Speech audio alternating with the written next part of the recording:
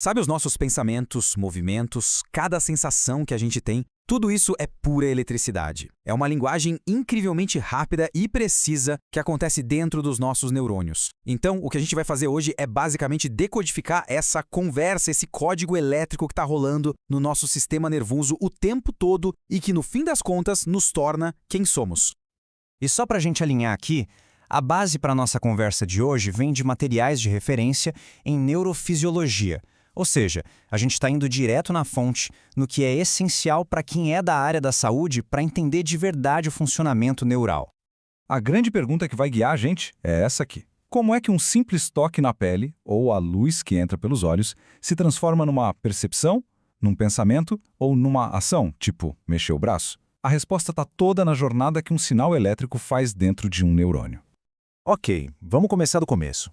Antes de qualquer sinal ser disparado, o neurônio está ali, no estado de prontidão. Pensa nele como se fosse uma bateria carregada no máximo, sabe? Cheia de energia, só esperando para ser usada. Esse estado de prontidão é o que a gente chama de potencial de repouso.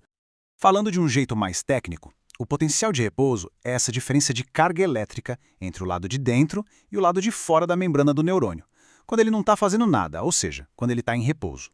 É um equilíbrio super delicado, mas que é a base para toda a mágica acontecer. E essa diferença tem um valor específico. Geralmente, o interior do neurônio fica uns 70 mV mais negativo do que o exterior. Guarda esse número, menos 70 mV. Ele é a nossa linha de base, o ponto de partida para qualquer impulso nervoso. Tá, mas como é que a célula fica tão negativa por dentro? O segredo está num desequilíbrio de íons. Tem muito potássio dentro da célula e muito sódio do lado de fora. E a grande sacada é que em repouso, a membrana deixa um pouco de potássio, que é positivo, escapar para fora. Esse vazamento de carga positiva deixa o interior ainda mais negativo. E quem é que mantém essa bateria sempre carregada? A grande heroína dessa história é a bomba de sódio-potássio. Ela é uma maquininha que não para nunca. Ela gasta energia para jogar 3 íons de sódio para fora e, ao mesmo tempo, trazer 2 íons de potássio para dentro. É esse trabalho constante que garante que o neurônio esteja sempre pronto para disparar. Beleza, o palco está montado. Agora, vamos para a ação de verdade. Quando o neurônio recebe um estímulo forte o suficiente, acontece uma reviravolta elétrica, uma onda muito rápida e dramática, o potencial de ação. Esse sim é o impulso nervoso, a unidade fundamental da comunicação entre os neurônios. Só que, antes desse grande evento, acontecem umas flutuações elétricas menores, que são os potenciais graduados. A diferença é que o potencial de ação é sempre igual, é um evento tudo ou nada. Já os graduados são locais, a força deles varia com o estímulo e eles podem ir se somando. É como se fossem vários sussurros que, se ficarem altos o bastante, viram um grito. E onde é que o neurônio decide se vai gritar ou não? Nesse lugarzinho chamado cone de implantação do axônio. É ali que todos aqueles sussurros, os potenciais graduados, são somados. Se essa soma atingir um nível mínimo de ativação, que a gente chama de limiar, aí já era, o potencial de ação é disparado com certeza. Não tem mais volta. Então, quando o limiar é atingido, a coisa acontece numa velocidade incrível. Primeiro, uma avalanche de canais de sódio se abre, e o sódio inunda a célula, invertendo a carga dela para positivo. Logo em seguida, esses canais se fecham e os de potássio se abrem. Aí o potássio sai, levando as cargas positivas embora e restaurando o equilíbrio. No final, tem até um mergulho extra negativo, antes de tudo voltar para o repouso. É uma dança de íons perfeita. E para essa comunicação toda ser super rápida, o corpo tem um truque genial. Muitos axônios são cobertos por uma capa de gordura, a bainha de mielina. Ela funciona como um isolante elétrico e força o potencial de ação a pular de um espacinho para o outro, os nódulos de Ranvier. Esse processo, a condução saltatória, acelera a transmissão do sinal de um jeito absurdo. Certo, o sinal elétrico viajou pelo axônio inteiro. E agora? Para ele passar a mensagem para o próximo neurônio, ele precisa cruzar um pequeno abismo, a fenda sináptica. E é aqui que a mágica acontece. A linguagem elétrica é traduzida para uma linguagem química.